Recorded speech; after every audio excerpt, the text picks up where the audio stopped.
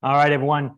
Thank you for joining us in person and online for the next session in this Founder University of Nevada series. We're really excited today to have Mark Stiving with us to talk about determining sales channels and pricing.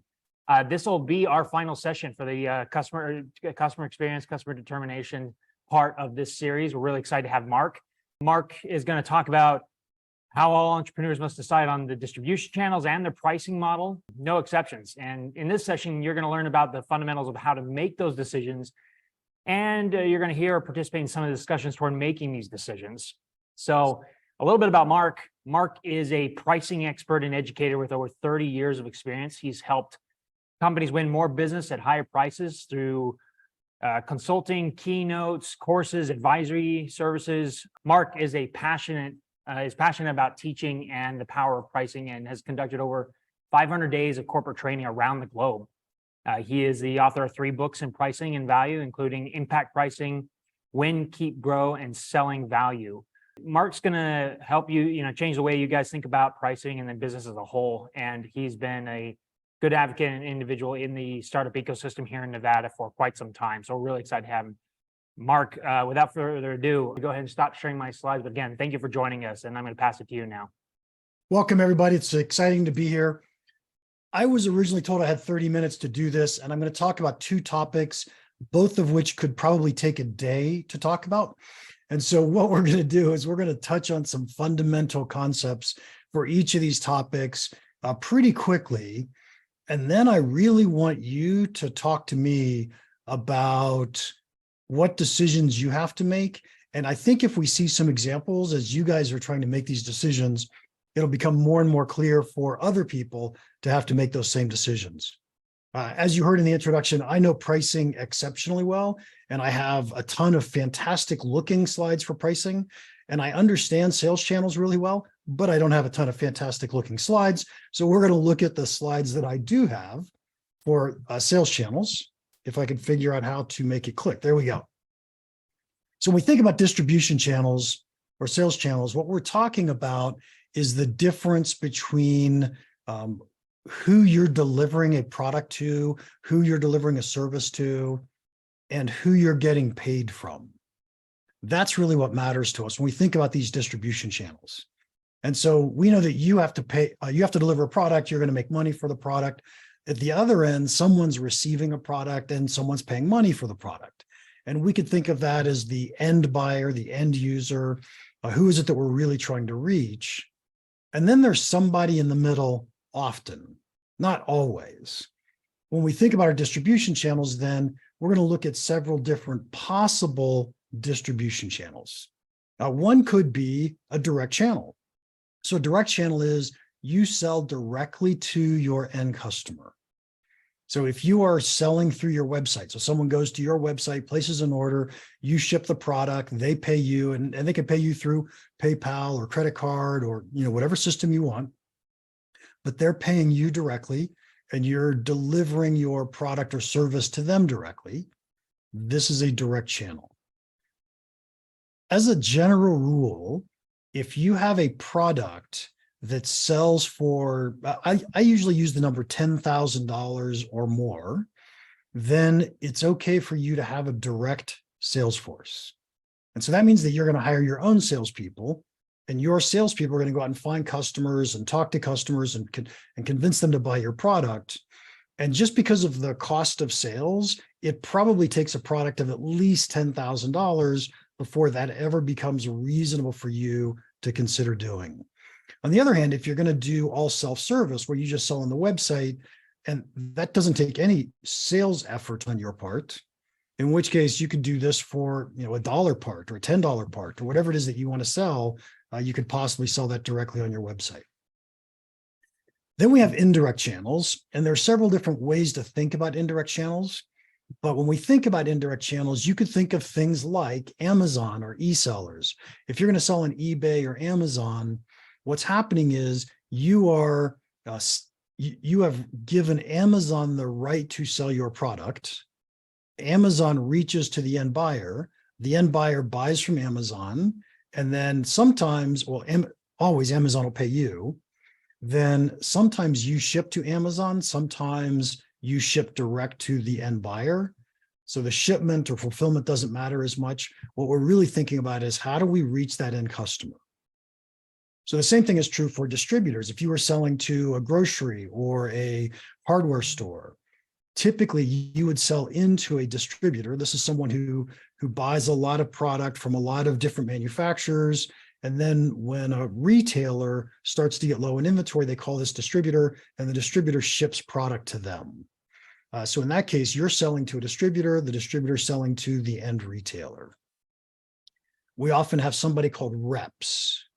So reps are like a direct sales force, but they don't only work for you. Usually a rep will have somewhere between, let's say, 5 and 20 different manufacturers that they sell for. And reps are really valuable because oftentimes they're selling into the industry you want to sell into. And so they sell non-competitors' products, but all people who service the same industry.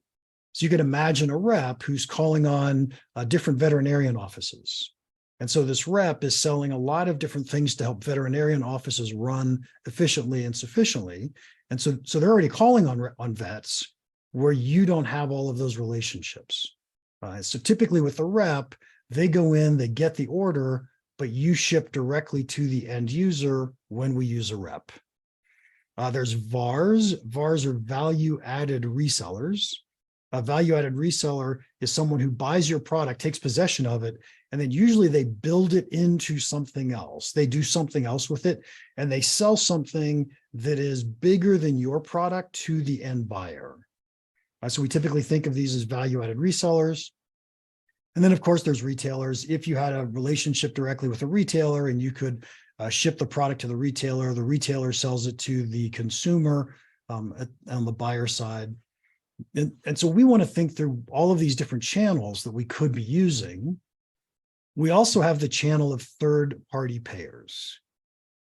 Third-party payers are typically advertising is what we think about when we do that. So if you think about how Facebook makes money because advertisers pay them to have access to the users, the buyers of the product. When you're watching network TV and they have advertising on network TV, those advertisers are paying for access to the viewers who happen to be the buyers. Another method for third-party payers are sponsors. If you go to a trade show, often there are sponsors for the trade show. So they're paying the trade show company, whoever's putting on the trade show. And the reason they do that is because they want access to those attendees of the trade show. So there are several different types of these third-party payer systems.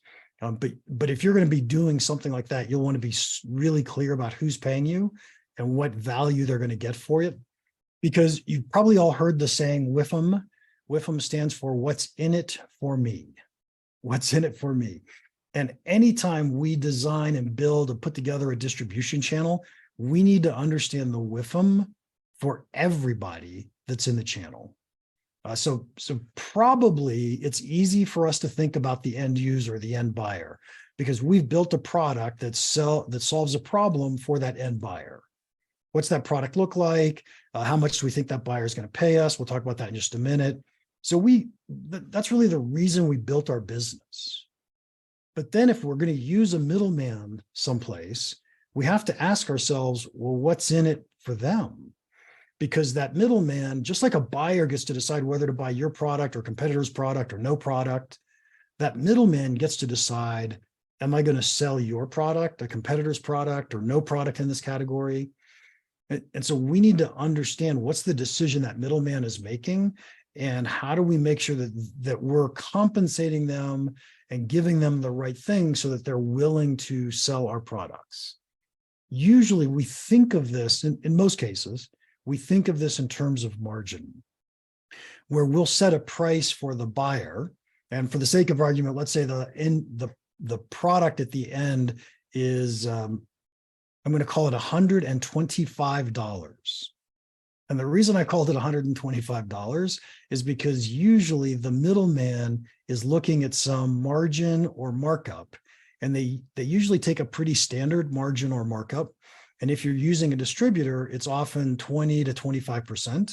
So you're likely selling the product to the middleman at $100, and then they're selling it to the end buyer at $125. Now, those numbers aren't hard and fast. It's different for every channel. It's different for every industry. You need to understand who's your competition. What's the margin that they're giving the distributor or the rep? And then can you convince that rep to sell your product instead of your competitor's product? And it's just like a pricing problem, where we have to decide how much money are we going to give that distributor or that middleman in order to sell our product. And so when you're choosing a channel, a distribution channel, a sales channel, here are some of the things you want to be thinking about. First off, what's the reach? How is it that you're going to find and reach your end customers? Oftentimes, you don't have a great network of people who are end buyers in your marketplace, and you don't have the salespeople who have that reach.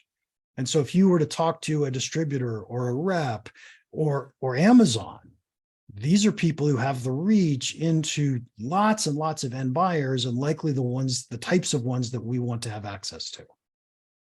What about influence? If you're a startup company, it's pretty hard to convince somebody that yours is the right product. And it'd be nice if you had some kind of proof point, some social proof. And oftentimes, end buyers trust their reps. They trust their distribution channels. And so if you could convince a rep that this is the right thing, they have more influence with the end buyers than you do. We want to understand how our buyers typically shop for things. In some industries, such as retail industries, these companies practically always buy through distribution channels. So if we're going to sell to a retailer, we're probably not selling directly to the retailer because they don't buy direct from most of their vendors. Instead, they're going to buy from a distributor. And so we have to be thinking, how do we get into that distribution channel so that we can get to the retailer, so that we can get to the end buyer? And of course, we have that expense versus price decision to make. We're giving up margin. When we sell through a distribution channel, we have to pay that distribution channel in order to sell our product. Now, I've worked for many companies where we're always trying to figure out, how do we cut the margin that we give the distributor? We want to take more of that margin for ourselves. And of course, we want more of the profit ourselves. But one of the things you want to remember is whoever that middleman is that you've put in place, they're adding value. And so we want to make sure we continue to pay them and motivate them to work for us, because they really are helping us sell our product. So that's a great overview. Well, at least it's an overview of distribution channels or sales channels. Feel free to ask more questions about distribution channels a little bit later. And I would challenge you, in fact, I might challenge you in a few minutes to say, what do you think is the right distribution channel for you and why? We have a question. How do you determine industry standard distribution numbers, margins, price range, et cetera? Like, it's a market research question. Yeah, I'm not sure I could give a great answer to that question. I think in general, if you talk to distributors, if you talk to reps, it depends on which channel you want to use. I think most of these people will tell you what their averages are. If you want to sell through really large distributors, odds are good they're public, and there's a lot of public information on what their standard margins are. Gotcha. Thank you. From David, any suggestions for developing a VAR channel or a VAR channel? Yeah, it's a VAR channel, value-added reseller. Okay. So David, if I had a product that I wanted to sell through a VAR channel, I think what I would do is I would treat my VARs like an end buyer for a second. And so in essence, that VAR has already said, I have a business and my business is about solving this one problem for my customers. And what we want to do is convince that VAR that using our product, using our software, our service, whatever it is that we have, convince them that using our product helps them solve that problem or deliver their normal solution better than they do it today, or better than they could with other solutions. So I would treat a VAR just like I would think of as an end customer, at least in the beginning as I was building this. Oh my God. So David, you can just keep giving me compliments all day. That's all I have to say. Thank you. So now let's talk about pricing. And it just so happens that I've been in pricing for 30 years of my life. It is my favorite topic of all time. And so I'm going to give you just some pretty big highlights about pricing, and then I'm happy to chat and answer any questions or ask you guys some questions. But first and foremost, I want you to accept this one fact. The single most profitable pricing strategy that any company can adopt is value-based pricing. Value-based pricing simply means we charge what a customer is willing to pay. Now, it turns out that it's impossible to do perfectly. We can't read a customer's mind. I don't know how much you're willing to pay for anything. In fact, you don't know how much you're willing to pay for anything. But when we take this as an attitude or a goal, we get closer and closer to being effective, making more and more profit. The number one alternative to this is cost plus. And in just a couple of minutes, I'm going to explain why that makes no sense for us. But I want you to think about this. Customers trade money for value. The last time you bought something, the only reason you bought it is because you thought it gave you more value than it cost you in money. This is huge. And so as long as we think that way, it helps us get to, well, how much should I be charging? Because the more value I'm delivering, the more a customer is willing to pay me. And that's what we want to think about. So quick cost plus question for you. By the way, everybody, I want you to get ready to chat. I want you to answer this in chat. Imagine for a second that you're building a brand new product. This product costs you $20 to build. You are able to read a customer's mind. This customer in his mind is thinking, I am willing to pay $100 for this product. My question for you, how much are you charging? Go ahead and type in your response. Fast, fast, fast. I don't have that much time. 80 bucks, 90, 125.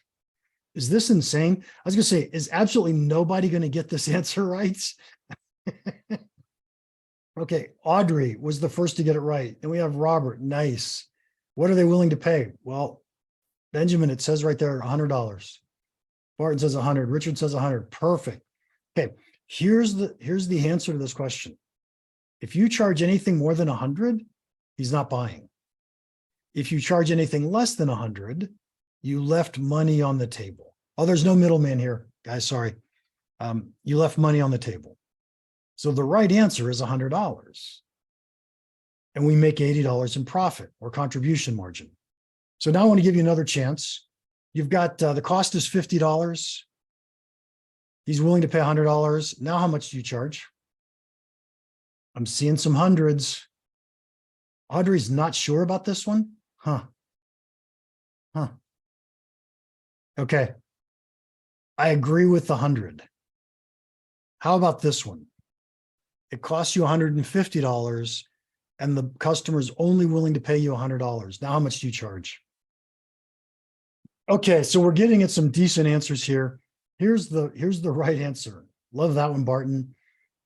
We're not selling this to this customer. We're either going to find a way to lower our cost.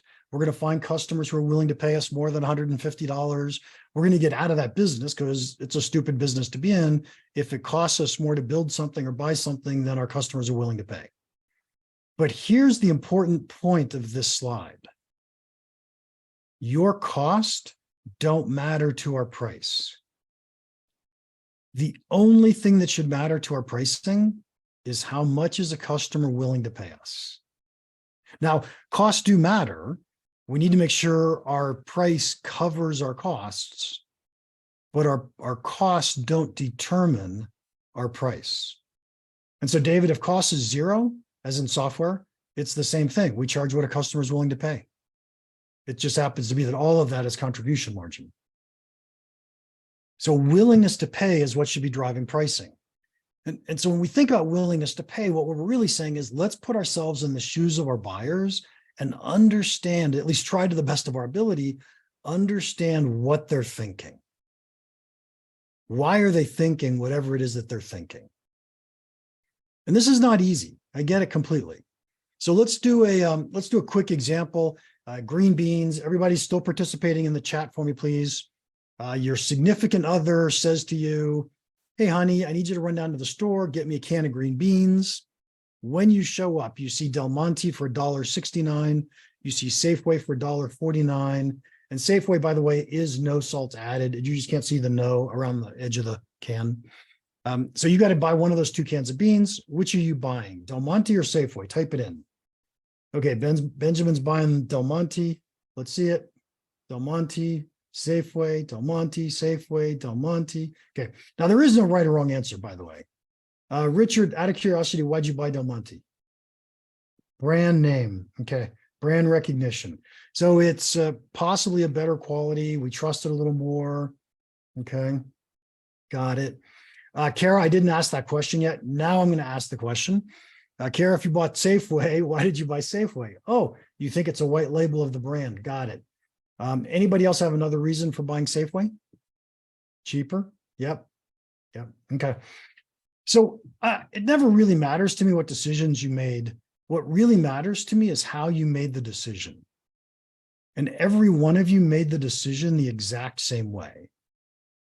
Every one of you said, Del Monte is 20 cents more. Is it worth it? Some of you said, yes, it's worth it. Some of you said, no, it's not worth it. But this is exactly how your customers decide between your products and your competitors' products. Whose is more expensive? Is it worth it? And that's what we're looking at when we think about how should we be pricing. We want to know, how's our customer making that decision? What's our competitor's price? How are we better than our competitors? What's that value, the things that we do better? What's that worth to our customers? But what I find fascinating is, some of you thought it's worth 20 cents. Some of you thought it wasn't worth 20 cents. Kara thinks it's the same green bean in the same can made in the same factory with a different label on it. I actually don't know if that's true or not. But here's what's fascinating. It doesn't matter what's true. It only matters what your customers believe. If you believe it's the same green bean with a different label, you're buying Safeway. If you believe Del Monte is higher quality and you trust it, you're buying Del Monte. It has everything to do with perceptions. And what that says to me is that we want to be building products better than our competitors, and we have to communicate it. Our buyers have to know that our products are better. Otherwise, we don't get paid for the differentiation. So the second most profitable pricing strategy is price segmentation. This one's really simple to understand. We charge different prices to different customers based on their willingness to pay. Yes, it's okay to do that. So remember I said we were going to put ourselves in the shoes of this buyer to see what they're trying to think, see what they're thinking. Is that buyer thinking the same thing as this buyer? Or the same thing as this buyer? Or the same thing as this buyer? Absolutely not. It is totally okay for us to treat different buyers and different customers differently. We can do that through price segmentation. We have different techniques that we can use to charge different customers different prices. So for example, we might use customer characteristics. We might charge some industries higher prices than other industries. In the semiconductor world, we used to sell to the medical industry at higher prices than we did to consumer goods industries. We sold to US and Europe at higher prices than we did to Asia. So tell me something I know about the customer, and that'll help me understand their willingness to pay. Transaction information. What can I learn at the time of the transaction? And one of my favorite examples was the San Francisco Giants, the very first baseball team to do dynamic pricing. And they would charge a different price based on the day of the week or who the opponent was. But my favorite thing is they would charge a lower price on rainy days than they did on sunny days. Now, doesn't that just make sense? What can I learn at the time of the transaction that helps me understand my customer's willingness to pay? In B2B, we often have things, customers who have lose it or use it budgets. In B2B, we have things like, I need it expedited, I need it delivered tomorrow. These are examples of companies that have really high willingnesses to pay. And we don't have to offer them discounts to win deals. The last one is called behaviors. Think of this as a hurdle, something that you can make a customer do to prove that they're price sensitive. In B2C, we often see this as coupons. Some customers are willing to use coupons, and they get a better price because they're willing to put out that time, that energy, and that effort. Let's see. We can also do price segmentation. Benjamin, I'm going to answer that question in just a minute, if that's okay. I was about to just interrupt. Go ahead. Yeah, we'll wait for you to do it. That's okay. So we often do price segmentation with our products too. So the three examples I just gave you, I'll just jump back real fast. These three examples are essentially saying with the exact same product, I can charge different customers different prices. However, if I'm really clever, I can create a product portfolio so that the people who have the highest willingness to pay me more money because they choose the better product or the best product in this case. And so we often create these good, better, best product portfolios because we want people who have higher willingnesses to pay us more money. Think of this as first class versus coach in an airplane, right? Can we create different versions of our products so people with different willingnesses to pay us different amounts of money for slightly better features, capabilities, whatever that happens to be.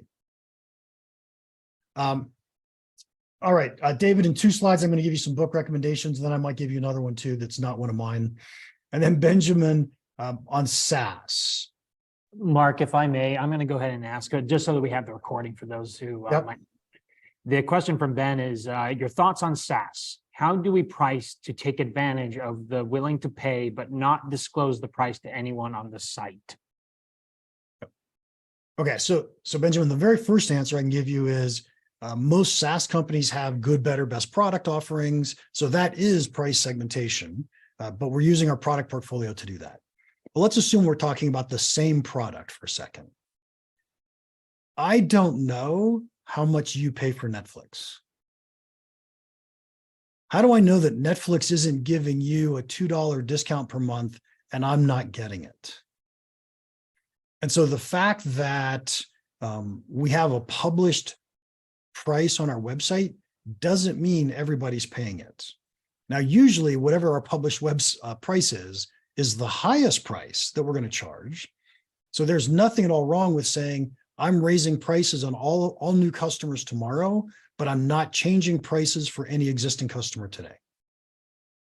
By the way, new customer versus existing customer, that's kind of a characteristic of a transaction, right? There's lots of different things we can do. And in fact, if you have a SaaS business and you want to raise prices, my recommendation is define the customers who get the most value from your product and raise their prices first and see if they churn, how much churn you get, and then work your way down to who gets the least amount of value. And when you get down to that bottom range, you're probably not raising their price at all because you don't want to lose them as customers. So how is it that we price through an indirect channel? So I'm going to tie the two topics together for one whole slide. And the way we price through the channel is we're going to go figure out how much do I think that end buyer would pay for my product? Whatever that buyer happens to be. And then as I work my way back, I'm going to say, what does the compensation have to look like for that channel partner in order for them to be willing to sell my product? And oftentimes, if my competitor is giving, let's say, 20 points of margin to a distributor, if I give 22 points of margin to that distributor will push my product when they have the opportunity to push one of the two products, to recommend one of the two products. And so sometimes I want to pay more than my competition does because it motivates my distributor to sell my product. But as we think about pricing through a channel, we always start at that end user price.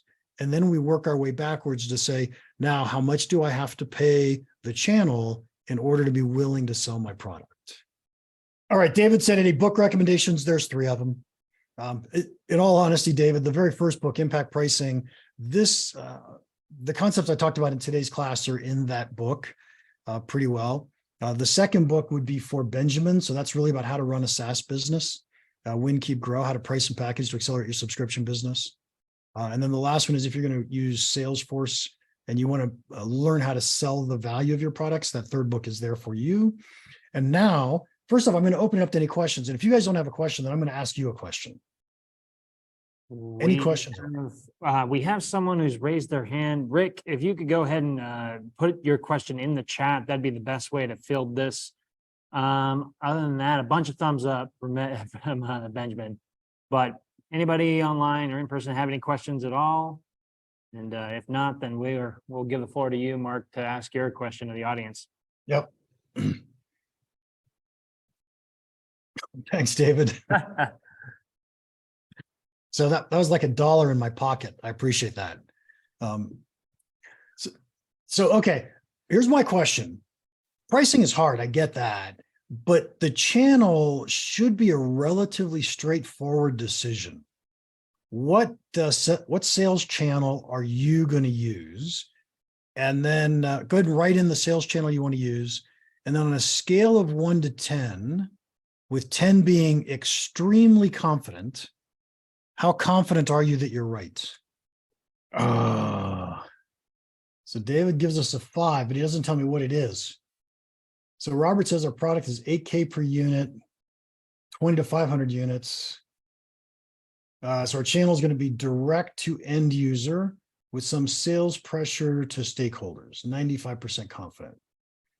Okay, so Robert, first off, I got to say at the dollar values that you put in, I think you're spot on that you can justify a direct sales force very, very easily. You still might want to consider a channel. I'm not saying it's not the right answer. You still might want to consider a channel. And the reason you might is because when you hire a direct sales force, do they have access to all of these companies that you want to be able to reach? Now, the advantage of having your own channel is they work 40 hours a week or 60 hours a week for your company. The advantage to using a channel like a rep, or probably a rep in this case, is that the rep has relationships with the customers you want to reach. So it's a tricky decision to make. And what I've seen some companies do is they use direct sales channels in parts of the country, and they use reps in other parts of the country. So it gives them a chance to get full coverage while not having to hire too many salespeople all at once. The installer can be a channel. Absolutely, they can. They sell to the end user. Absolutely. Absolutely. Alrighty. Well, Mark, we can, if you have any additional insights on that, feel free to share. And if not, then we do have a number of questions. Yeah, let's do some questions. All right. So I think Benjamin had a question up here. How do I prevent bias in pricing research? Isn't asking how much would you pay kind of stupid? It's more than kind of stupid, Benjamin. So great observation. So the reason that we can't ask a customer how much are you willing to pay is A, they don't know, and B, even if they thought of it, they don't want to tell you because they don't want you to charge them that much money. And so it's almost like they're going to game the answer to that question that you ask. There's a technique called Van Westendorp's price sensitivity meter. You can find it on Wikipedia. They give you tons of information. They recommend that you ask 4 questions. The 4 questions go something like, at what price do you think it's too expensive? You wouldn't even consider it. At what price do you think it's too cheap? You will, the quality couldn't be very good. At what price do you think it's starting to get expensive, but you still might consider it? And at what price do you think it's a bargain or a great buy for the money? And this is a pretty effective technique for getting a good ballpark for where you want to be able to price. But here's my recommendation. I mean, use that if you have the chance to do that. But here's my recommendation. As you go out and talk to potential customers, talk to potential buyers, but you're not ready to sell, you're not ready to quote a price or anything like that. Instead of asking how much would you pay, ask this question and ask it at the end of every one of these conversations. how much do you think other people like you would be willing to pay for this? And that's a great, quick and dirty question. It's just like asking how much are you willing to pay, but they don't game the answer to the question. So it's a pretty effective question to start to get in the ballpark of how much people are willing to pay. I want to, although you didn't ask this question, I'm going to answer a different question for a second. As a startup company, when you're doing pricing, you've really got three different goals for pricing in the world of startups. One goal is to prove to investors that you're able to get someone to pay you money for your product. And so that's a really nice goal, but that means I don't have to charge the most amount of money. That just means I have to get them to pay me money. And now I'm proving viability. Another goal is I want to get usage. I want to get people to use my product, in which case I don't have to charge very high prices there either.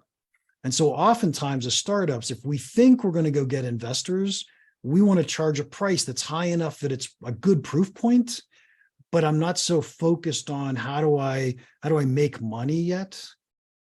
And then if you are a bootstrap startup, making money becomes really important. And when you're a bootstrap startup, now it's about how do I price so that I can stay alive, so I can sustain my company overall. But think about what's the goal of the company, and that can drive your initial pricing decisions that you're trying to make. Excellent. Regarding value, can you speak to window dressing? For example, if you showed a pair of pink shoes worn by a lady holding flowers, the flowers are obviously not included, but may have perceived value. I might be more likely to purchase a mountain bike if shown rider with a big smile on his face. How to apply window dressing to add value? What a hard question, Richard. So let me talk about two different types of value. And I'm going to talk about two different types of value. I'm going to call one economic value and the other I'll call consumer value. Economic value is essentially if I'm selling to a business, how much more profit will that business make because they bought my product?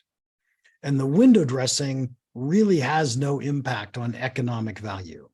Now, it may be that we can influence buyers' perceptions of economic value with window dressing, but not really. On the consumer side, and by consumer, it could still be B2B, because in B2B, buyers are still thinking or making initial decisions emotionally, but they have to justify them rationally, which is that economic value side. So we start thinking about the emotional side, or there's a whole field called behavioral economics, which is how is it that people make decisions irrationally, and we can prove that they're irrational decisions. In that case, things like window dressing can really matter. They can have a big impact. And so you see a lot of companies, especially marketing companies, doing A/B testing to say, which of these pictures performs better, which color performs better, which font performs better. And so we want to do some of this testing, but I think that works in the margins. That isn't where you want to focus your big effort in the beginning. And I think in the beginning, you need to focus your effort on the economic value side. Are you delivering something that's truly of value to your customers? And then figure out how to dress it up and communicate it better. Thanks, Mark. Robert, I think I'm going to try and read this, and feel free to restructure it if you need. Ask them the value of the quotes they received, but generally that's tied to their check. So I guess Robert's asking it, if you ask them, hey, what are the quotes that you've received for other products, and how did you consider those?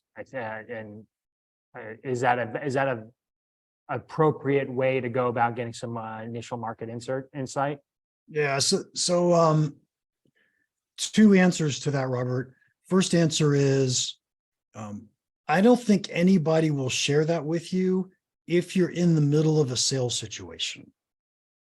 Once the sales situation is over, or if you're not selling the product yet, you're just doing market research, then people might be willing to share that with you, which is awesome information, right? I would love to have that. The second thing I want to caution you on is if you sell a product, it's typically called a complex sale. And a complex sale is when you're selling to a committee of people in a company, or you're selling to multiple different people in the company because everybody has to make a group decision or something to that effect. Then when the committee makes a decision, price usually isn't a big part of that decision. It's a little bit, but they're thinking more about what's the capability, what's the best solution. And then they're going to take it and hand it off to a procurement officer inside their company. And the procurement's job is to go buy things. And procurement people tend to not be honest because they're going to tell you that, oh, I've got this competitive alternative and it's half the price. You've got to sharpen your pencil if you want to get this deal, because the procurement person's job is to get a better price. When you collect information, make sure you're collecting it from people on the committee, not from procurement, because procurement is certainly not going to be as honest with you as the people on the committee would be. Robert had another question earlier is, so a customer wants a Cadillac for the price of a Yugo. This takes customer educating the customer. And how is that done without insulting them? How's that done without insulting them? One of my favorite answers, and Robert, tell me if this is something that you can do or not. One of my favorite answers to that question is when you have a product portfolio. So you have a good, better, best product portfolio, and someone says, hey, I want your best product, but here's my budget. You say, oh, I get it. You only have this size budget. We have a product that fits that budget. It's called good, or it's called better. Now, we don't call them good, better, best, but that's what we think of as good, better, best. And so when we have that product portfolio, we can get people to at least say, look, I can meet your demand. I can meet your price point, but I can't give you the product that you really want. And that's my favorite answer to that question. My second favorite answer to that question is, sorry, we're not selling to you. All right. Well, Mark, really appreciate this. Do you have any, any final closing thoughts or anything that you want to touch on before we close the session and recap our next speakers for next week? Sure, if you don't mind. Guys, reach out to me on LinkedIn. I love helping companies in the Reno area. Sorry, Vegas folks. But I come down to Vegas probably once a month for a meeting. So if there's ever a chance you want to meet me down there and have a conversation, I'd be happy to do that as well. Reach out to me on LinkedIn. I accept pretty much anybody as long as you're not going to spam me on LinkedIn. I put out tons of free content, and it's an easy way to send me questions. So I answer lots of questions, and so feel free to reach out to me there. Excellent, Mark. Thank you so much. Really appreciate you coming out and speaking to our attendees today. Liz last week or the week before had really high marks to say about you. So we came in expecting, and it was well delivered. Thank you, Mark. Appreciate it. Was that Liz Hyman? I owe her money now. Yeah. Yep. So, anyway, Mark's presentation was the last one in our customer discovery bootcamp. We are going to start with business model bootcamp next week with speakers Nick Jones and Kim Snyder, who will be covering business model metrics and pricing and customer sales. And we will see you all next week.